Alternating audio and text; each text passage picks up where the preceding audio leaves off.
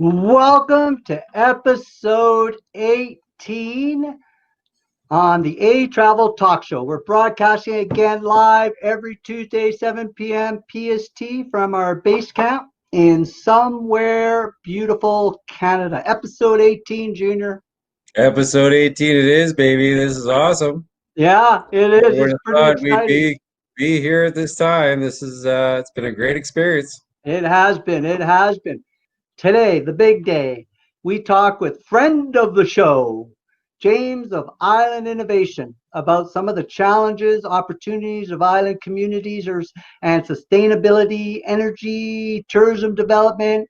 And James' call is connecting with us from United Kingdom. Wow, that's impressive. Yep, he's the founder of Island Innovation, which he will share with us.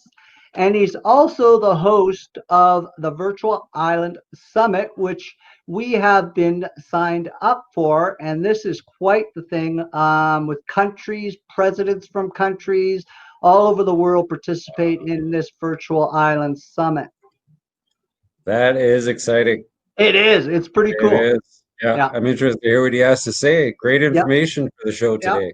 A little caveat, Hmm. because of his schedule, we had to pre-record it, but no biggie. It only happened a few days ago. And again, so tonight, Paul, we're going to just switch conversations a bit. We're going to talk island communities. Sounds good. Yep. Okay. So again, with this show, you can comment during the show. You can also interact with us during the show with the comment feed, which is below us. And by all means, we will. And today we're going to ask you a question. Here's the question. Here's the deal.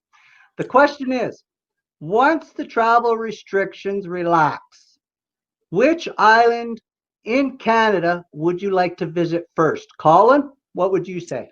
Well, based on proximity, really like to visit first. I'd say hi to Kauai, actually. That's a goodie. That is I'd a, go to hi to Kauai and you now know what? Yep, go ahead. if we're closer to the East Coast, I think I'd do Nova Scotia. That's not an island, dude. Well, it's sort of an island. No, it's connected. It's attached in one spot. It's probably gonna be an That's island not an soon. island. No, no, no. You know what I Maybe. would pick? I'm not doing the two answer thing because Uh, that's just cheating. I'm going to pick for my island, and I don't care. The first one I would like to go to when it all opens up is Newfoundland yes, because I want to do Grossmore National Park in more detail. yes, Yes. for Yep. sure. I agree. I'm in there. Yeah. So anyway, Newfoundland. tell us your island. Tell us your island that you would like to visit first once the travel restrictions, and tell us through the whole show, and we'll be sharing some of those answers. So today, our A agenda call, the Hmm? big A agenda, is again, we're going to do a little blab about this week in tourism. We call it A Week in Tourism. Then we have our guest, friend of the show, James Mm. of Island Innovation. And then we're going to come back with our good old feature, Isolation Vacation. And this is a cool little ditty we put together from our collection of photos, 16,000 by the way, is we're doing a little ditty on the islands of Canada. So I've sort of put together some of our favorite islands Nice. and on there, and just a little share of some of the beauty here in our wonderful country call. So, hey, get this, Canada. Canada, as you know, Carl, we have three oceans, right? So Yes. with that, which creates some of the island situation, including some of our lakes, we have 243,000 kilometers of coastline, making Yes. it the longest one in the world. So there, Canada's number one in coastline scenery. There's another reason to visit Canada, another reason to do explore your own provinces, and that's just oceans. Now we're not even counting the lake coastlines, which we have we have the most lakes in I think the world. So Yeah. in total, and this is pretty cool stat. In total, 52,455 islands, making Canada the fourth country with the fourth most islands in the world. Wow. That's impressive. 52,000, dude. That is crazy. I mean, come Yeah. on. Yeah. I can't even count that high. You can never visit them all. No, no.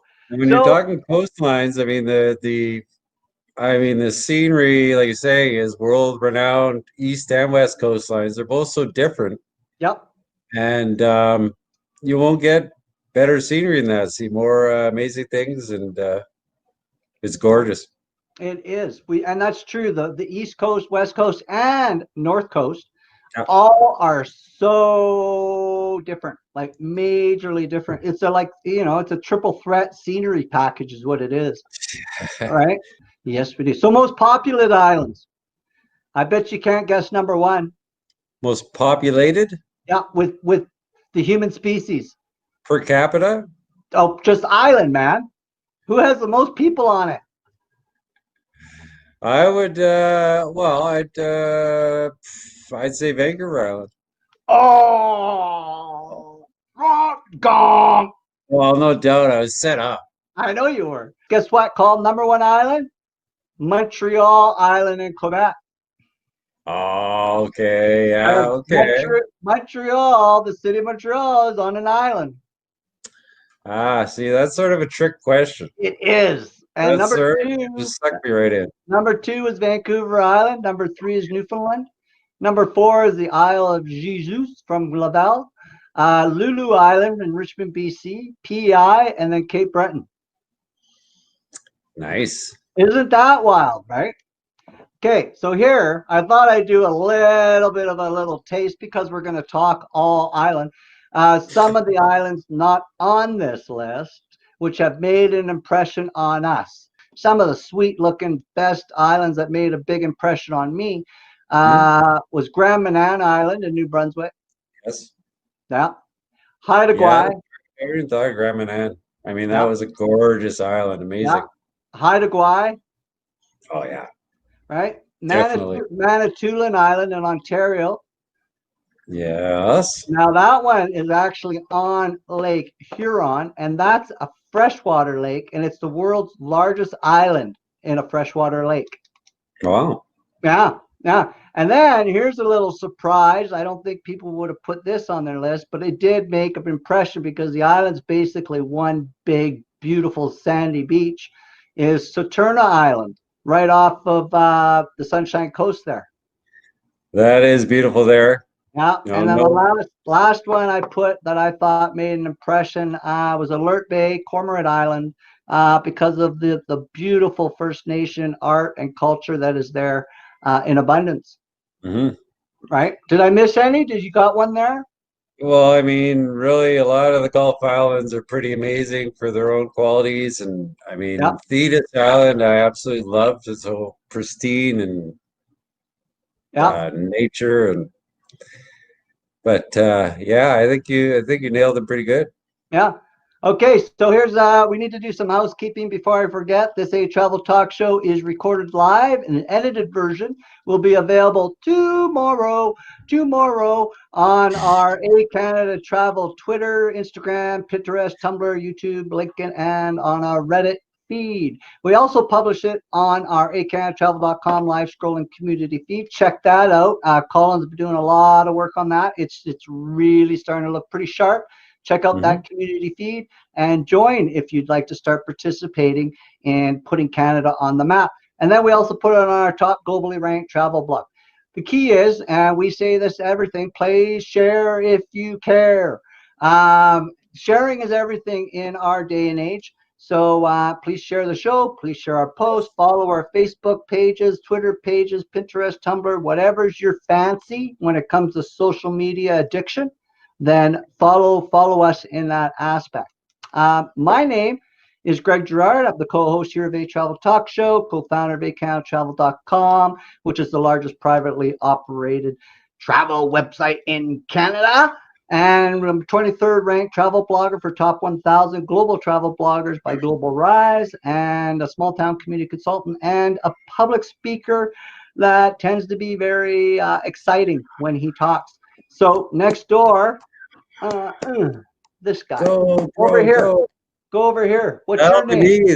Yeah, I'm Colin Gerard. I'm CTO, Chief Technical Officer of ehCanadaTravel.com, co-founder, and also co-host of this awesome travel show we got going here. Yeah. Is that it? Yeah, I figure I'd just leave it at that. Okay, okay. That's quite an agenda. I mean, the thing with you is you're basically the tech guru mouthpiece of technology on this company, right? Yeah, I don't have a a bunch of different jobs. I just have, a few A, very important ones. a really, really, really, really big job. Yeah. Yeah. So the A Travel Talk Show is a product of the A Travel Marketing Group and our awesome award-winning website and blog, ehCanadaTravel.com. So here's something I just want to make very clear out there that Junior and I, Colin, the guy on the other side of this screen, we believe time and money is necessarily in this crucial time in our economy and in the building of the tourism markets, or in the recovery, let's put it that way, is being wasted a lot on creating short-term fixes.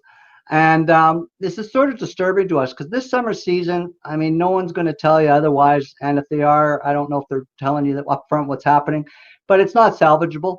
And what we believe is that, and what we're seeing out there is that this is the time to start developing your community infrastructure and your experience marketing online. Tourism's going to be back. It's important to have your community prepared ahead of the game for when people start to travel again. And that's exactly why we have this show, our website, our blog, and our small and rural community marketing program called Experience Community. Check it out. Give us a shout if you're interested. We got a whole bunch of really good information to share with you there. When tourism is back, we're basically, I think, Colin, we're going to see which island communities, which communities in general were proactive when it all hits again, and which are reactive, which is okay. Now that we're back, what are we going to do? And maybe we should start marketing again. Well, I don't think that's the way to go. No, I think we're going to see if which communities are learning something and learning that this might be the time that we invest a bit in the physical inventory, build up our inventory, and start promoting experience marketing. Hence this show, hence our programs and the website. So again, tell us as you're watching this awesome Canadian hit show, A Travel Talk Show. Tell us basically what you think of that. So the question again this week is, what travel restrictions, once they go away, what island community would you like to visit first? And don't be shy, let us know. So today, we yeah, have Mr. James from London, England. Now, nice. James is the founder of Island Innovation. He's also the host of the Virtual Island Summit. Now you got to check this out. You can go and we put the website up too with this interview. So the Virtual Island Summit, and he also this guy's got quite the resume. He's a regular contributor for Forbes. He's considered a virtual events consultant, and I just love his attitude towards virtual events, which he'll be sharing. And the speaker specializes in island sustainability, energy, and culture. James' passion is all about renewable energy. So he's a really interesting cat, and he's going to share with us some sustainability development for remote, rural, and island communities. And when we say island communities, you got to understand a lot of these islands are like our small and rural communities, right? So a lot of these concepts that we discuss and James brings up to the table, they're basically going to fill in the gaps, right? So he was a Forbes magazine's 30 under 30, Richotopia's top 20 entrepreneur under 25, Renewable Energy World, Solar 40 under 40. That's a pretty impressive list there. I'm telling you, this You don't cat, want to miss it. nope, this cat. So I think what we're going to do is we're going to play our interview we had a few days ago and hear what James has to say. So let me welcome you to our virtual stage here on the A Travel Talk Show, Mr. James Ellsmoor of Island Innovation. Welcome to our hit show, A Travel Talk Show, with James of Island Innovation and a lot more. As we just told you a little bit about our friend here, James, coming us from across the Atlantic. James, welcome to the show. Thank you so much for having me on board. Excited to at least virtually be in Canada for an hour or so. Excellent. And we've honored the island innovation philosophy with our screen background here. Put a little island in there. We got a little James Island Innovation in respect of all the good work that our friend here, James, does. So James, I'm gonna jump right into some of the questions. I'm sure our listeners are going to be very excited to hear what you have to say. You have a very unique niche that you're working with. The success is obvious through all the research that we've done. So maybe what, James, we should start with is if you could tell us a little bit more about who is James and the upcoming Virtual Island Summit that you got going that we are here in Canada at ehCanada signed up for. Maybe you can give us a little background into that. Yeah, thank you so much for having me on board. And Island Innovation started, I guess, just to give you a bit of the backstory. I was very lucky enough to have the experience working in the Pacific Islands and then in the Caribbean. My background was renewable energy, but broadly on sustainability topics. Came back to the UK and actually did my master's in island studies, believe it or not, in the far north of Scotland, which essentially was a rural development degree, but specifically focused on the islands in Scotland. And what was fascinating to me was not having actually much experience in the Scottish Islands, but having a lot more in the Caribbean, how similar the conversations I was having there were. You know, there's a lot of obvious differences between the Caribbean and Scotland, but things like energy cost. Caribbean islands pay anywhere from 3 to 5 times more for that electricity than people in Florida pay, despite the fact that the islands have a much lower average income. In the UK, the proportion of people, the places with the highest level of energy poverty, which we define as, I think, 20% of people, 20% of income being spent on heating your home, are for various reasons in the Scottish Islands. So there's these energy factors. There are things like, well, how do you dispose of waste in a small island? What do you do when you're dependent on tourism and that's your major source of income? And obviously, like this year, that suddenly stops coming in. How do you cope with outward migration and a large percentage of people leaving? And so it was really interesting for me to see those parallels. And so for me, Island Innovation was about creating what I like to call digital bridges between these far-flung places around the world. Obviously islands, but we're not strict on that definition. You know, there are small towns in the middle of Canada that might have a lot more in common as a rural, remote place with some of these islands as well. So digital bridges between far-flung places all around the world that really we've been able to build more recently with the huge advances that we're making on communications, that just every year things are becoming better, and so we couldn't have really done this 10 years ago. The second is involving islands regardless of their political status. So, you know, you obviously have independent countries like Barbados or Fiji. You have provinces or states like Hawaii and Prince Edward Island. You maybe have municipalities within larger islands or within larger places, or overseas territories like some European and the United States has as well. How do they interact with each other and share useful information? Like as I said, they might have a lot in common. And then thirdly, the different sectors. You know, to build a sustainable future, you need government, but you do need the private sector. You need universities and research. You need NGOs and development institutions as well. But often these types of organizations just talk different languages and don't know how to work with each other. So the idea is to build this really big net. And we started the Virtual Island Summit last year to really involve all these different stakeholders and have a place to do that. And the realization was, if we tried to do a physical event, it would be very difficult to have the level of diversity that we wanted in the room.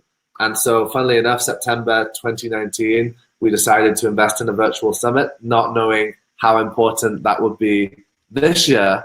And we had 4,000 stakeholders join us last year from islands all over the world to share their experiences. And this year, same again in September. You go to virtualislandsummit.com to sign up.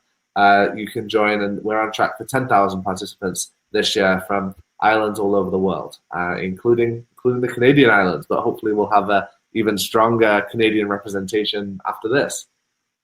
We're gonna do our best to get you in front of 52,000 islands here in Canada. So we'll see what we can do here, because there's a lot of good work. One of the questions I got with that little segue is, do you find that it's how difficult is it getting all these different stakeholders together when they're all they're a lot of times, in our experience, they're all thinking on a different track? How do you get them to get on that one track?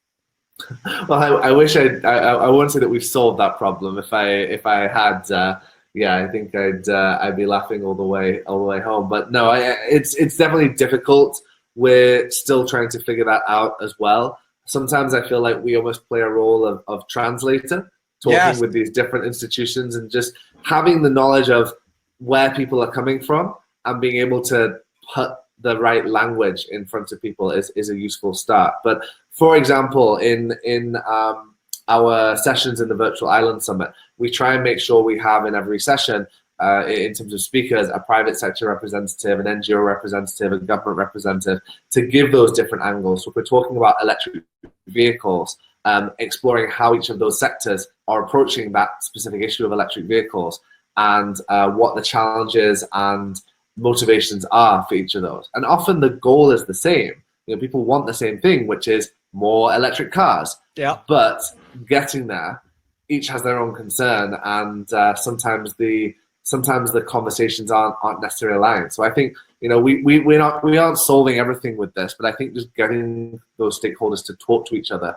sometimes and to have a little bit more understanding and empathy for each other is a useful start.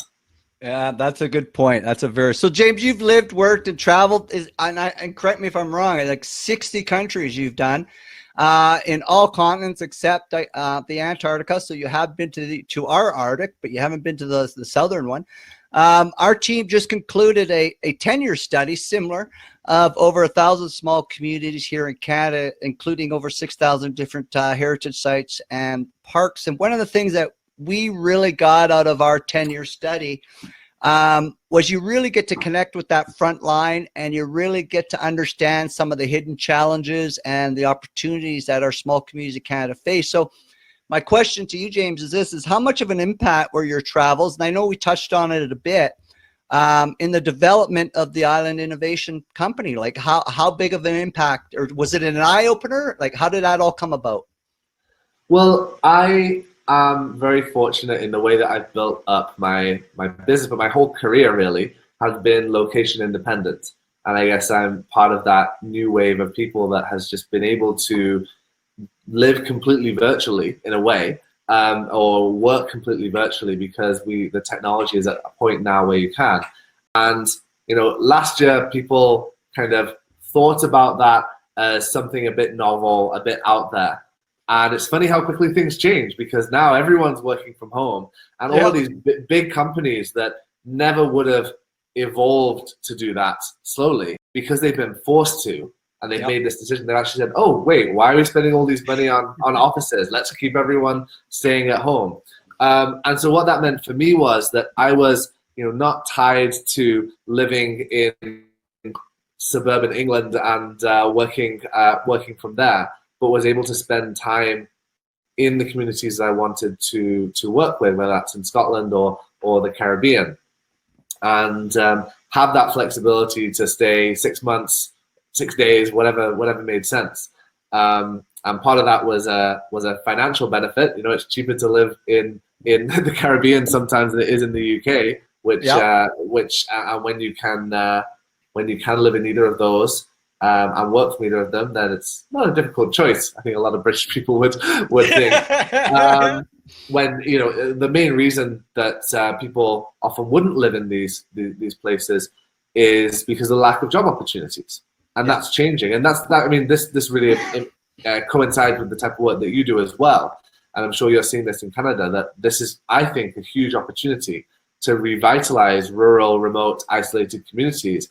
Because people who maybe wanted to stay but were forced to leave because there were no opportunities can now stay, but also people can now move to those. And we're seeing that now in some of the Scottish islands. It's a slow trend, but I think COVID and the pandemic is going to accelerate this now, because there are even more remote opportunities. That if you can live in one of the Scottish islands, which is cheaper maybe to live in, beautiful scenery, safe, potentially bilingual education in some areas as well with Gaelic, there's a lot of benefits to living in those areas. And so why wouldn't you? And so I think for me, it was a natural thing, and that has really impacted the way. I mean, our whole team at Island Innovation, we have a team of 8 staff, all in different countries, and we were working remotely before. And for me as an employer, that gave me access to the best talent around the world, regardless of location, and all the benefits of having people in different countries as well. So it's interesting to see the direction that we're heading in, but I think for me, it's fascinating to see the applications that this has for rural, remote, and island communities. Yeah, and in here in Canada, we're really noticing that too. Because again, and kudos to you, because we live that same lifestyle. We're remote. We've always been remote. Because of COVID, we've delved into different types of formats, different types of content. But it's true now. And the one thing, and maybe you can give us some insight on this, is one of the things that a lot of us who work on a remote sort of system.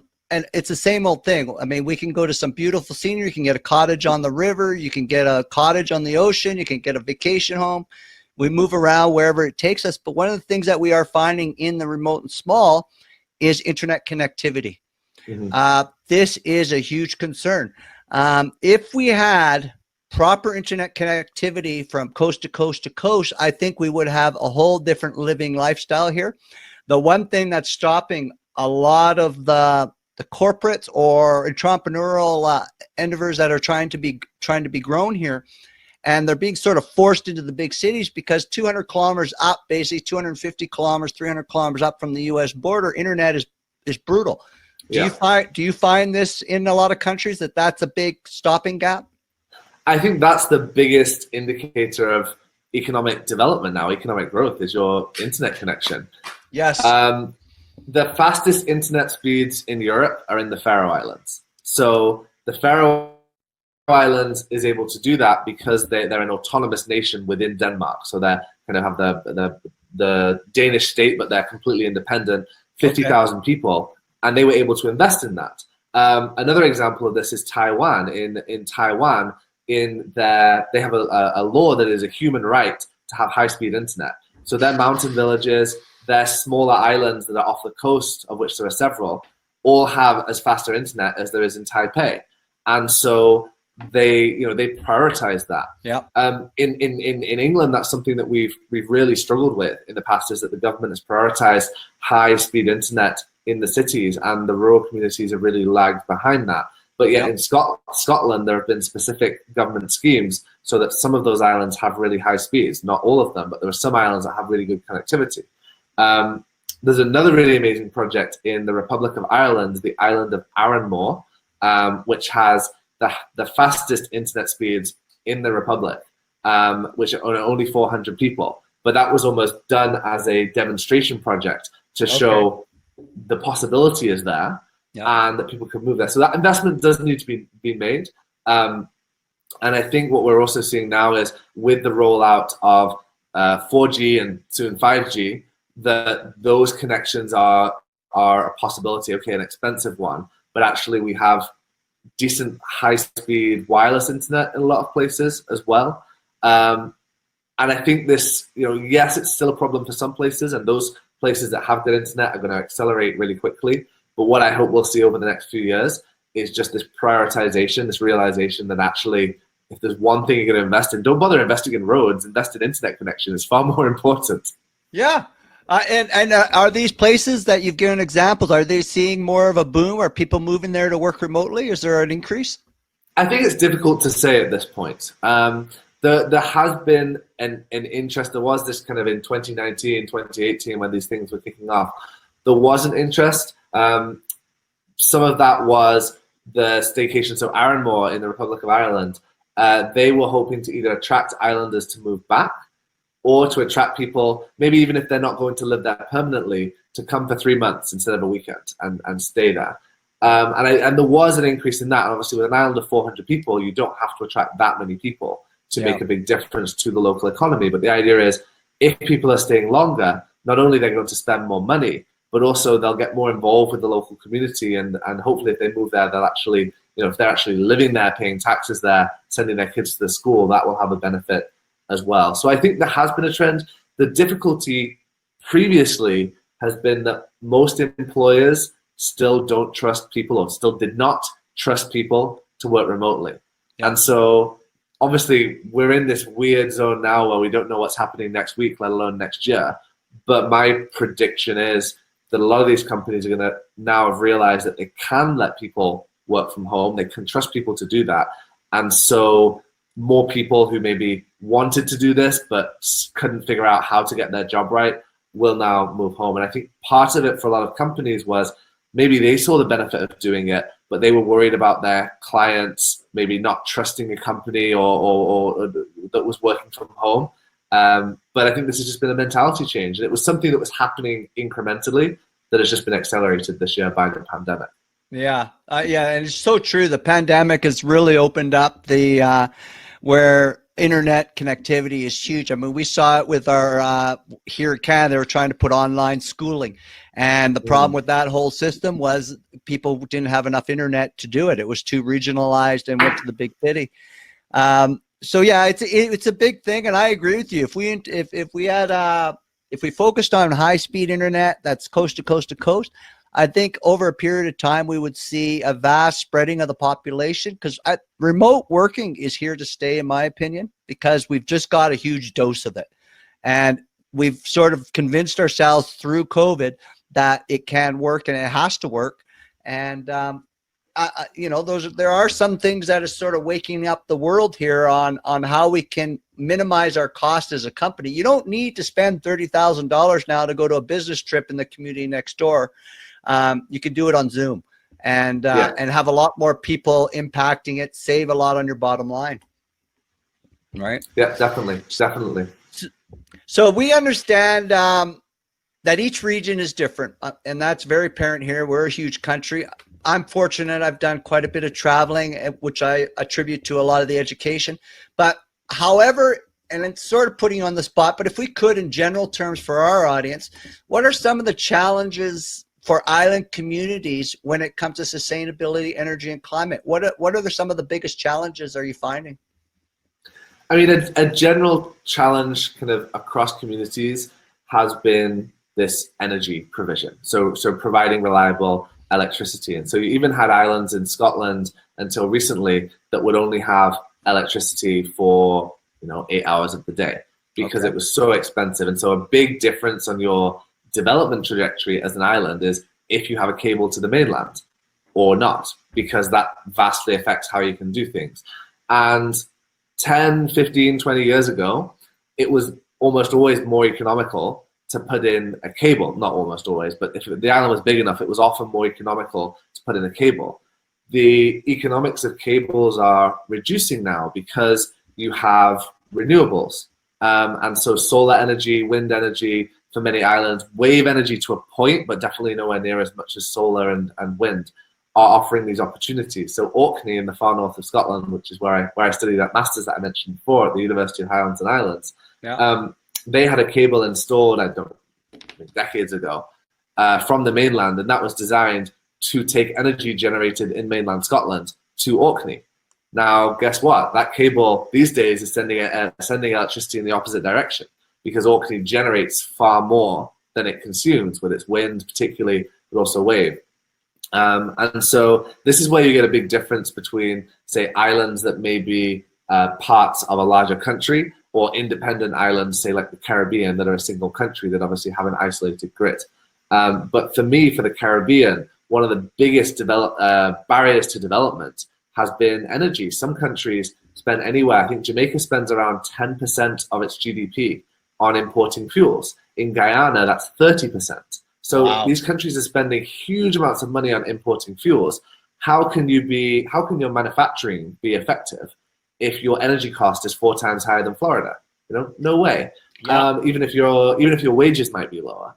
So anyway, I say all that to give this idea that one of the big transitions has been energy and electricity, and renewables has really changed that.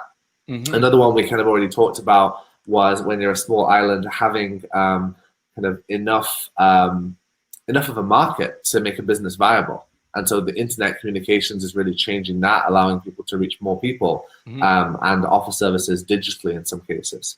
And then obviously climate change is a big one, varies a lot according to region. In the Pacific, the concern is for the many atoll nations like the Maldives, also in the Indian Ocean, to an extent the Bahamas in the Caribbean, but these islands that are maybe 2-3 meters at most above sea level. There's the very kind of obvious symbolic sea level rise and the fact that those islands could disappear. And that's the one that often catches people's emotions and catches people's attention because it's so obvious. What less often, the connection people often less make is, say, the hurricanes in the Caribbean. Well, they are, the ultimate risk there is that they're going to be more frequent and more stronger every year because of warmer seas, the way that they're created. And a lot of these islands that maybe are at risk of disappearing completely probably would become uninhabitable before they disappear completely anyway, due to increased storm risk, more higher aridity, the lack of rainfall. So climate change clearly plays out very, very differently. If you're in Greenland or Iqaluit, you're going to have a different perspective of the impacts of climate change. And so those it's a global problem, but then the way that plays out locally is very different. But there's obviously two sides of that. One is adaptation, this assumption, well, climate change is happening. I think we have to take that stance, unfortunately. Climate change is happening on some level. What are we going to do to prepare for that and to make sure that we're ready for the implications of that? And then the other side being mitigation. Okay, climate change is happening, but how can we reduce our outputs as much as possible in order to reduce that? And sometimes I think the burden of mitigation gets unfairly put on islands. The idea of reaching 100% renewable sounds really nice. It's a nice marketing stunt, but actually the economic optimum right now, and this will hopefully change to get closer to 100, but for most islands is maybe 50 to 80% renewables. So for me, it's not about going 100% renewable just so you can have that nice round number. It's about the economic optimum to make the lowest cost for people living there, who already are bearing the brunt of a lot of these issues. And the big players, I mean, the US needs to step up, China needs to step up, India needs to step up, and the European Union needs to, and Canada also. But I mean, particularly the lack of leadership from the United States has really damaged, I think, global commitments on climate change, because when the US pulled out of the Paris Agreement, other countries said, well, why should we do it if they're not doing it? And it really jeopardizes the whole progress that was being made, however slow that was. There was progress. And that was a big turning point when the U.S.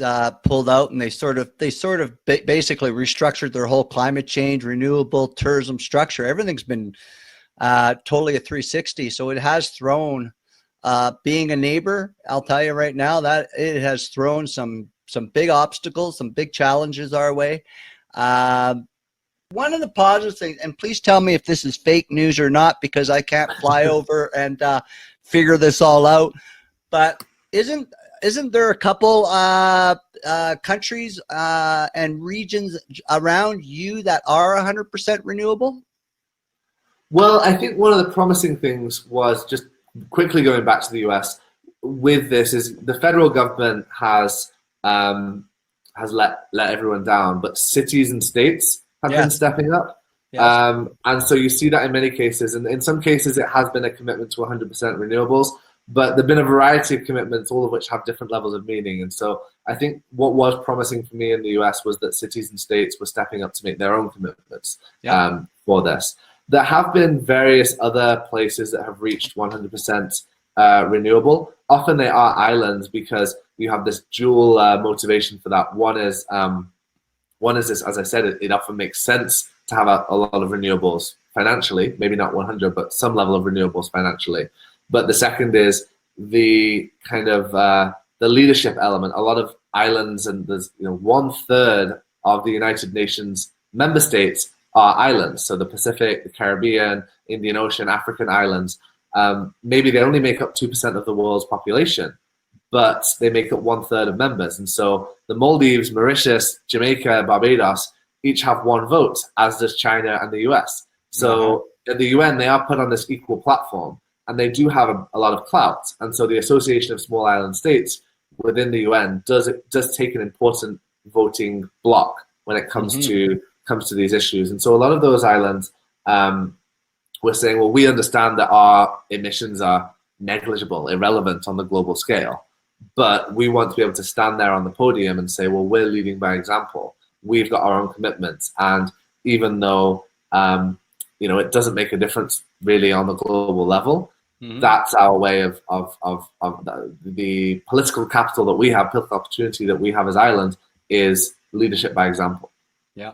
Yeah, and the big thing too, and just coming from a Canadian perspective, is that renewable green tourism, or energy, sorry, renewable green energy is a tourism attraction. Yeah, I think green branding for tourism is essential now. It used to be kind of a nice luxury, your top 5% of tourist ecotourism, but now even kind of standard package holidays, there is some level of expectation on sustainability standards. And so renewables is part of that. Obviously, plastics is another one, ecology, biodiversity. There are various angles with that, but I think renewables makes an important part of that. Yeah. So what's the appetite in the world for island countries transitioning to clean energy? How hard is it to get the right partner? Like, are you seeing, because of COVID, are you seeing a demand for a bigger demand, or actually more people inquiring about the services and the structure of island innovation? Are you seeing a peak? Well, I think the big problem for islands in terms of COVID was the dependency on tourism, which doesn't apply to all islands, but applies to many. The worst example was Aruba in the Caribbean, where 90% of their economy was tourism. But even in most of the other islands, it was anywhere from 40 to 70% or more. And so when that much of your economy is wiped out overnight, unfortunately, one of the first things to go is environmentalism. Yes. Because you're more worried about what's happening right now. And so all of these articles about, dolphins in the Venice canals, it's like, oh, well, that's nice, and it's great that you can see the Himalayas from Delhi for the first time in 50 years. Like, don't get me wrong, that is great, but is that a very, very short-term thing in the reality of we're going into one of the worst recessions we've known in anyone's lifetime? Is environment going to be one of the first things to suffer under that? On the flip side, a lot of people said, well, okay, the tourists are not coming for 6 months. This is our opportunity to get things right. And I think there is something to be said with that. It was an opportunity for the transition to happen. To what extent that opportunity was used is questionable, because understandably, people were worried about the day-to-day issues of having a meal on the table, providing healthcare, everything else. So you can't expect people to prioritize kind of some distant thing. And I think what is still unknown is, what will the tourism industry look like after COVID? And well, not after COVID, because COVID's not going anywhere, but after lockdowns and we can start to travel again. I mean, tourism is going to exist, of course, but it's going to look different, and we don't quite know what that means for the future. But one thing I learned in Australia is 80% of their tourism is domestic. I did not know it was that high. I'm surprised, yeah. Yeah, I was very surprised. And then I look at our numbers, and our numbers at tourism here in Canada is running around 30% was domestic. So I was looking at that, and I'm saying, wow, what an opportunity for that. There's a huge opportunity. And it says, because in our past, I mean, the last 5 years, Canada's been focusing on China. The previous 5 years, Canada was focusing on the USA. What Canada has forgotten to do is focus on Canada. And COVID has put us in that spot now where we are focusing on Canada. We are seeing a spike in domestic tourism, but our domestic tourism, and it's funny when you analyze and look what's coming to the forefront in Canada right now, the ones that are doing well are campgrounds, cottage resorts with physical distancing. Same here, same in the UK. Yeah, it's just there's a shift happening. And in a lot of ways, it's a good shift. In a lot of ways, it has opened a lot of eyes on how important domestic is, and the emergence of outdoor tourism is coming to the forefront.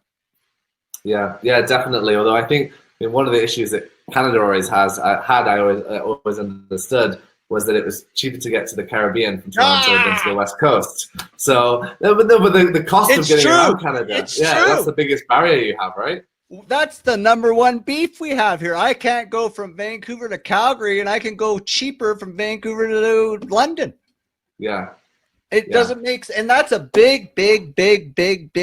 And that's the big thing we hear from clients, travelers, and everything is, I landed in Toronto, and then I figured I wanted to go to Vancouver, but it's $2,000. Yeah.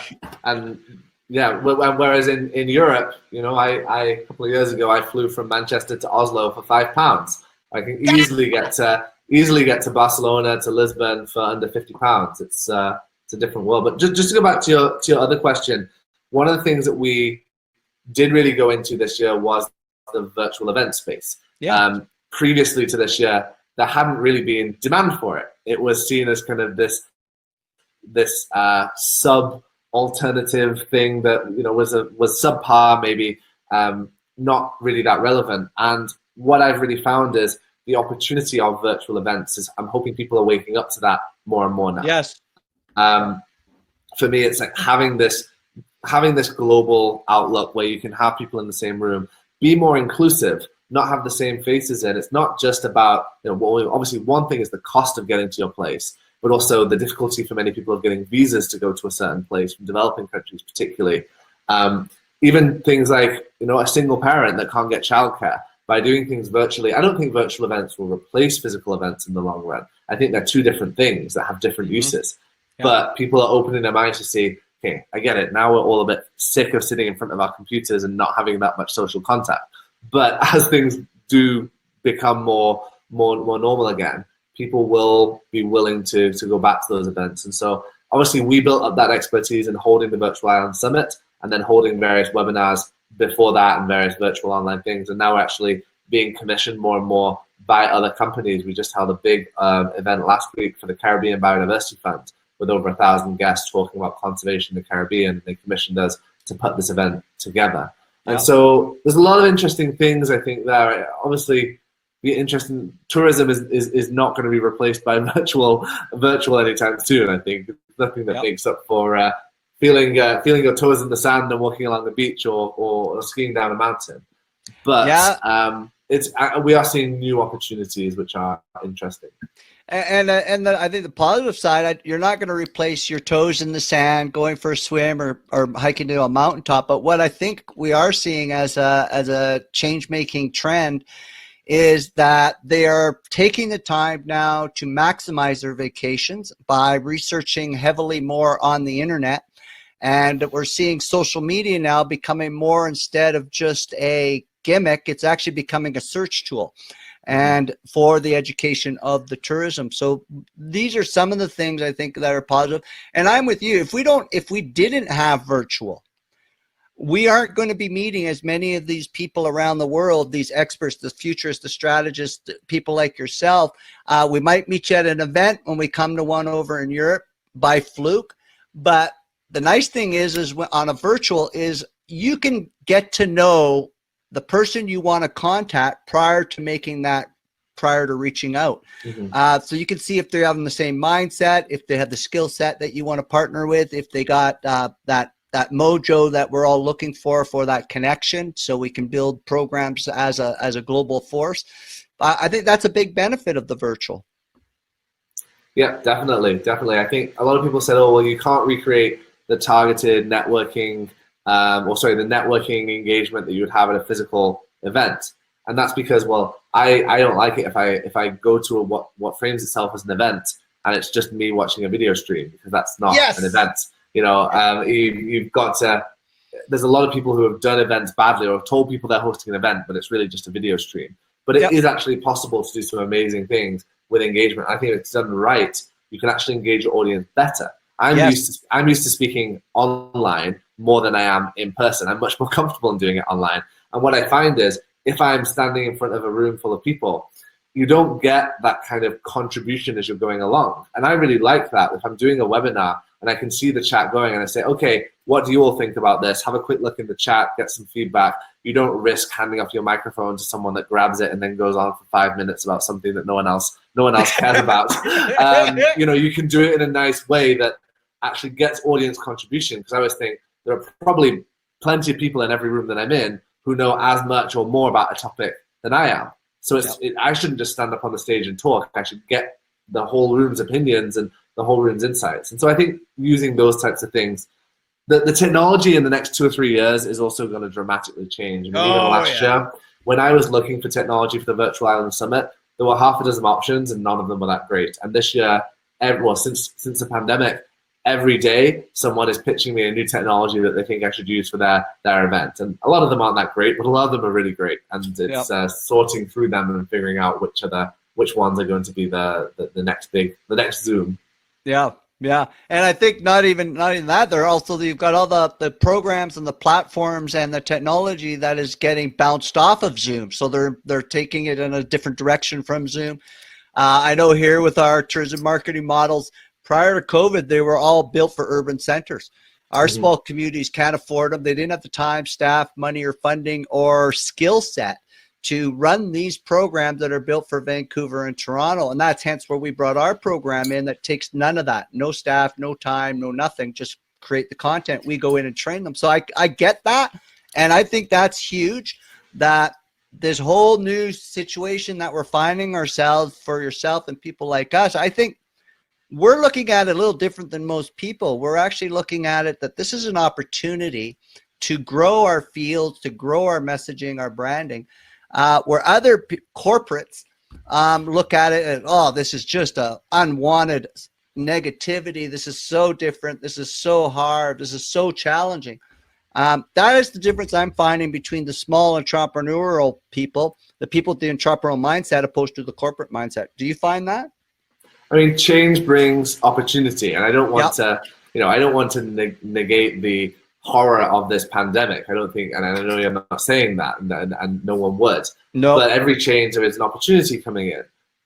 And if you're a big corporate that is making millions, tens of millions, billions a year, well, you have your system set up. You don't want change. You want things to stay the same. But if you're an entrepreneur, you're looking for opportunities, and change is those opportunities. And I find that as a small business, we can move so much more quickly and jump on those opportunities that a large business would just take so long to work on. They're going to miss. And so I think any big kind of shock to the system accelerates trends that were already happening as well. And you saw that. I mean, a very different example, but when there's a natural disaster, I shouldn't say natural disaster because I'll get told off for that. Disasters are not natural. Disasters are caused by humans not preparing adequately. But when there's some kind of disaster on a large scale that affects a region, that is a change, that is a shock, and that can often accelerate economic trends that were happening anyway. So we are seeing this acceleration. There's going to be winners, there's going to be losers, like everything. But I hope that the opportunities and the benefits that come out of this will, in a small way, make up for some of the devastation that's come out of it. Yeah, very, very, very, very good point. It's everyone looks and has everything. We're big on here is that everything is an opportunity. You just got to find how to look at it from a different angle. And I think that's the way to get through this. And I agree with you. No slight on the effects of this pandemic. It's devastating. It's so many words cannot even describe it. But yeah, we gotta come to realization of this. But it doesn't mean we sit down and lie down and take it and whatever. No, get up, fight, find a way through it, and different options. So, really enjoyed our convo, James. Before we let you go, is there anything that you would like to share with our audience with Island Innovation and your virtual summit? And James, what would you like to leave us with? Great. Well, I would just encourage your listeners, go to virtualislandsummit.com, sign up for the summit. As I mentioned, it's free to be involved, and there'll be a really amazing opportunity to meet with such a vast diversity of people from across the world, and hopefully learn about some islands you didn't know anything about before. I know that our website's been at the bottom of the screen, so that's great. Do feel free to get in touch, check out our website. And I love Twitter, so at J Ellsmoor, you can find me on Twitter. And do send me a tweet and let me know what you thought of this episode. But thank you so much, Greg. Really interesting to talk with you, and thanks for the invite. Yeah, and we've just put your Twitter up and your LinkedIn up. So is that the best way? Is that the best way to contact you? Is those two formats? Yeah, send me a tweet, or LinkedIn is fine too. But okay, Twitter's fun. Okay, perfect. So just so our listeners know, this is our friend James here coming to us from across the Atlantic. He has a summit coming up. And what's the date again of that summit, James? Maybe you can just tell us a little bit more about that, the date and times and how it works. So 7th till the 13th of September. The idea is that we'll have a whole range of sessions. We're not expecting people to sit in front of their computer for the whole week. So there'll be 30 sessions across the week. Some people might attend one or two. Some people might attend half of them. You have to be pretty committed to attend 30 of them because they'll be at all hours of the day to allow people in different time zones to take part. But if you sign up on the website, you'll be sent all the information in terms of how to access those. A really wide range of topics from tourism to the circular economy to the oceans, biodiversity, and all of the sustainable development goals in different ways covered there. And we have speakers ranging from grassroots activists in the Scottish Islands and Papua New Guinea to the Prime Minister of Fiji, Prime Minister of St. Vincent and the Grenadines, the senator, actually Canadian senator for Prince Edward Island is one of our speakers. So we have a whole range of the people on the ground doing things right up to the policymakers making decisions at the top. And I think that's what we need to be able to make things happen. And it's all about sharing what's working well in other places and looking for opportunities to replicate or adapt those for the benefit of all islands, rural areas, and remote communities. Fantastic. Thank you very much for James for joining us, Island Innovation. James, we will be in touch. Keep in touch. And James, we're looking forward to attending your virtual island summit, and we will try and get all 30 shows in. We have a team here. We can even delegate it out. We can all be there. Fantastic. So, thank you very much. Thanks so much, Greg. Thank you very much, James, and take care. And we'll talk to you. Holy mackerel! James knows what he's talking about. He's got his ducks in order. He's like an island guru. Yes, the summit sounds impressive. Like I definitely want to attend all 30 shows and recommend anybody else sign up. It's gonna be good. Yep. Well, I know that we have signed up. Yep. And we're going to attend some of the shows that sort of hit our niche markets here and participate as best we can. And James is a really stand-up guy. Yes. And I would highly suggest everyone to take a look at virtualislandsummit.com and check out the agenda. Click on that agenda link. And then if you're not impressed, email us and let us know, because I can tell you right now, there is a lineup there that is top notch, and I'm proud. I'm happy and proud for James and his team, because it's as me and you know, it's a lot of work, man. Oh yes, for sure. Yeah. And it's great to hear about his research mission. I mean, there's so much similarities that. And there is a lot of similarities, in his travel, in his virtual event space, in his virtual remote working. I mean, check all those three off, and we've got check marks by those. And you know, I think a big part of our education and our passion for Canada and small communities came on the heels of self-educating. Yes, for sure. All right. So before we let you go, we're gonna before we go off the show, we are going to do isolation vacation. It's going to be a little episode on islands of Canada, since the theme tonight has been islands. I appreciate all the comments. Sorry we didn't get to them earlier. It seemed to have a little bit of a slow kick on coming onto our screen, but I tried to share many of them. Colin, a lot of them thought that what would be the first island you would visit once travel restrictions relax. They sort of thought it was a trick question because you gave two answers, man. Well, it seems like they all seem to get on my side, so I got the following. I think it's I mean, because it was a trick question. I mean, look the facts. They all say it was, so. I think they all have little brothers.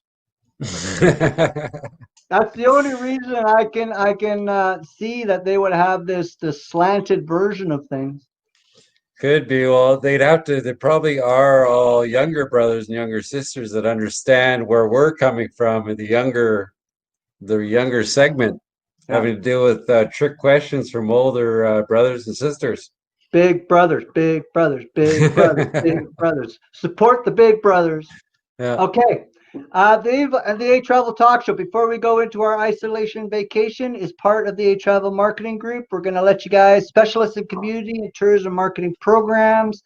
We also have our ehCanadaTravel.com website and blog. It's the largest privately operated booking, planning, and interactive tourism website out there at 18,000 pages.